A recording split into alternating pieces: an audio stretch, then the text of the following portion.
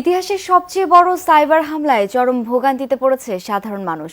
১৫০টির বেশি দেশে ওয়ানাক্রাই নামের র্যানসমওয়্যারের আক্রমণে ক্ষতিগ্রস্ত হয়েছে হাসপাতাল, ব্যাংক, এটিএম বুথ আর অনলাইন সেবাদানকারী সহ বিভিন্ন প্রতিষ্ঠান। নতুন হামলার আশঙ্কায় থমকে গেছে ভারত, চীন, ইন্দোনেশিয়া সহ বিভিন্ন দেশের স্বাস্থ্য ও ব্যাংকিং খাতের সেবা। ইন্দোনেশিয়ার ধারামিস ক্যান্সার হাসপাতাল। অপেক্ষমান রোগীদের এমন ভিড় এখানে বিরল। কিন্তু গত দুদিন ধরে এই চিত্র শুধু ধারামিস নয়, দেশটির বেশিরভাগ হাসপাতালেই।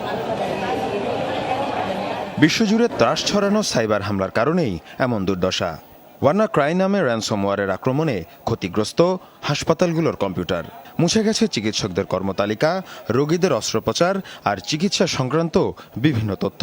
নিরুপায় হয়ে কাগজে কলমে চলছে হাসপাতালের কার্যক্রম। অনেক আগেই অপারেশনের টাকা অগ্রিম দিয়ে রেখেছিলাম। কেবিন বুকিং, কোন চিকিৎসক দেখভাল করবেন সবই ঠিক করা ছিল, কিন্তু হাসপাতাল কর্তৃপক্ষ কম্পিউটার বন্ধ করে রাখায় কোনো তথ্যই মিলছে না। 70% অনলাইন। বেশ কিছু কম্পিউটার হামলার শিকার হয়েছে, যার কারণে রোগীদের রেজিস্ট্রেশন এবং চিকিৎসকদের দায়িত্ব বন্টনের তালিকা ক্ষতিগ্রস্ত হয়েছে। সতর্কতা হিসেবে আমরা বাকি কম্পিউটারগুলো বন্ধ রেখেছি। এই কারণে এমন হযবরল পরিস্থিতির সৃষ্টি হয়েছে।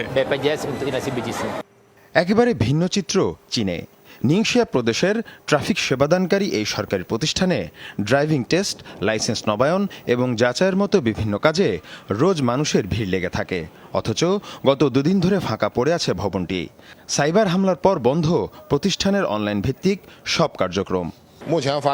প্রতিষ্ঠানের 8টি কম্পিউটারে ভাইরাস হামলা করেছে। এরপরই আমরা সবগুলো কম্পিউটারই বন্ধ করে দেই। কাগজে কলমে কাজ চালানোর চেষ্টা করেও লাভ হয়নি, তাই বাধ্য হয়েই সব কার্যক্রম বন্ধ করে দেওয়া হয়েছে।